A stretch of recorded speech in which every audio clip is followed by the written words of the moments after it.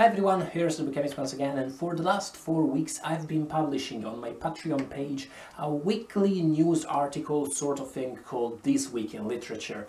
It's something I've been thinking about for a long time. It's something I've been willing to try for a long time. It's basically a short article where I collect a few other articles and think pieces and short essays about literature from some major websites I like to check regularly. It's basically a collection of pieces about interesting works of literature and about great topics in literature that I think you may be interested in. This video is a way of letting you know about that, but it's also a way of letting you know about a few of those articles, not many, just a couple, that I definitely think you should check out, because they were very interesting reads I read in the month of March that are still with me and that I'm still thinking about. Even more than actual news about upcoming novels or book tours, these articles I'm going to mention and that I talk about often in This Week in Literature tend to be critical pieces on some of the novels I like the most and some of the topics that interest me the most.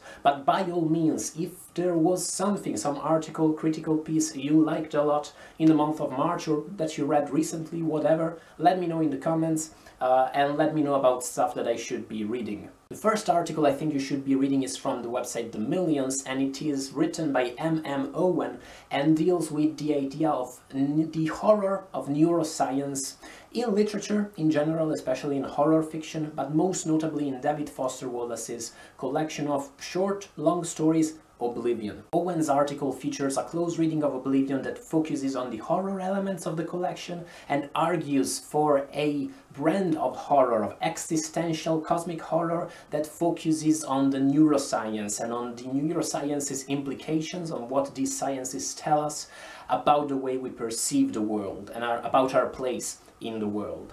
I am not 100% convinced by Owen's argument. For instance, I believe that H.P. Lovecraft is one of the horror authors he mentions. I believe I can approach his cosmic horror without knowing anything about neurosciences. At the same time, I think that Owen's take is an excellent take in the field of cognitive literary studies, which is a very hot field of recent, which is basically an interdisciplinary field that looks at ways in which literary criticism and cognitive sciences can enlighten one another. Why We Read Fiction by Lisa Zonshine would be a great and very accessible study in that field. Also, another reason why I like Owen's article a lot is that he points at the genre elements of David Foster Wallace, whereas the vast majority of academia still to this day tends to do the very opposite. When academics study works that have genre elements in them, they tend to downplay them.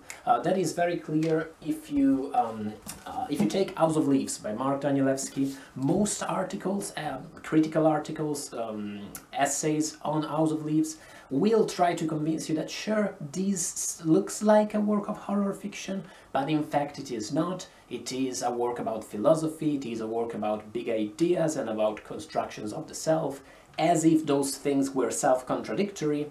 And most notably, yeah, because I do think that genre fiction is still largely stigmatized in today's world, no matter what we like to think. And these essays about House of Leaves tend to be great. Sometimes they're very, very insightful, but I still hate that shit. I still hate when people try to convince you that no, this is not horror, it's actually literary fiction, whatever that is. Also excellent is Kate Dwyer's recent article on the Paris Review about a phenomenon I knew nothing about, which is the Twitter accounts of very famous writers, also historical and long-dead writers, including Shakespeare or Melville and such. Dwyer's article isn't just a fun piece about how weird and bizarre these Twitter accounts are and some of the bizarre things that happen when people reply to them. It is a good reflection on why we reply to these bots, to these people that are clearly not going to reply back to our tweets.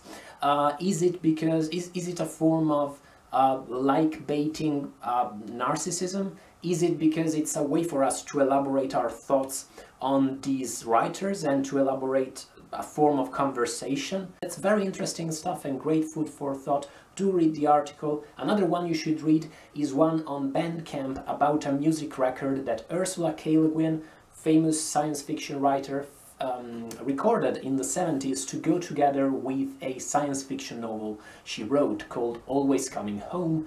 This idea of a record giving you a sense of how a fictional world sounds like fascinated me deeply. I filmed a video last week about pairings between music and books, or about listening to music in general while reading. You can check that out and do read the article on Bandcamp too.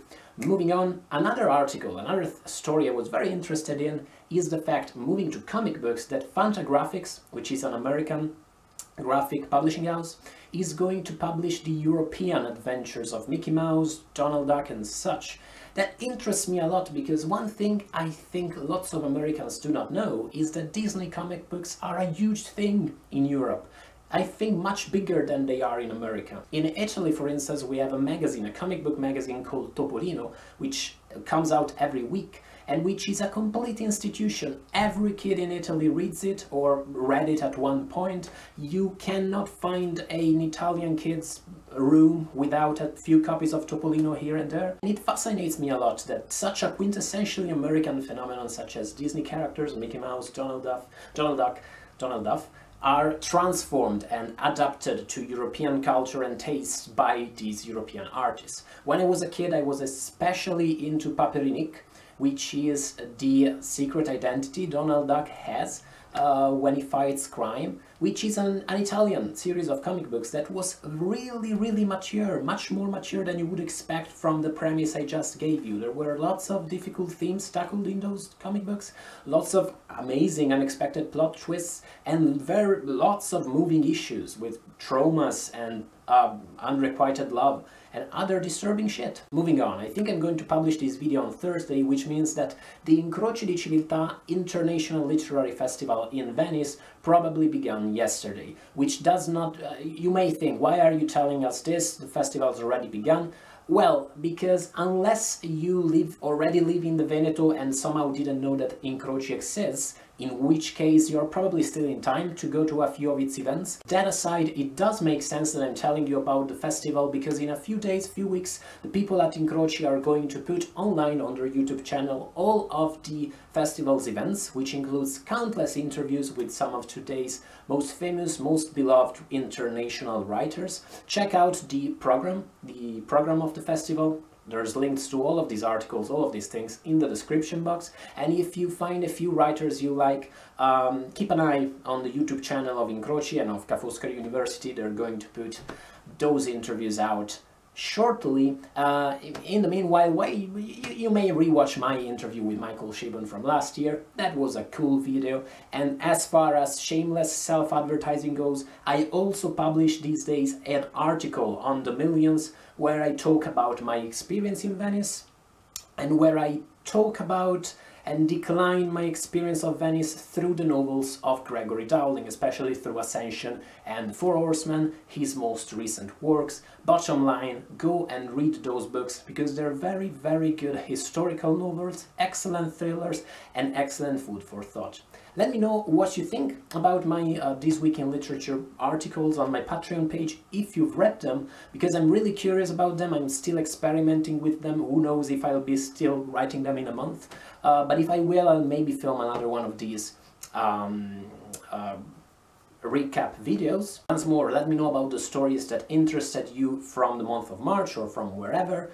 And in a second, I'm going to put links to other videos that may be of interest to you, including that one about music to read to, which I filmed recently. And if you like this video, please subscribe. That would be great. I will see you in our next video. Bye, guys.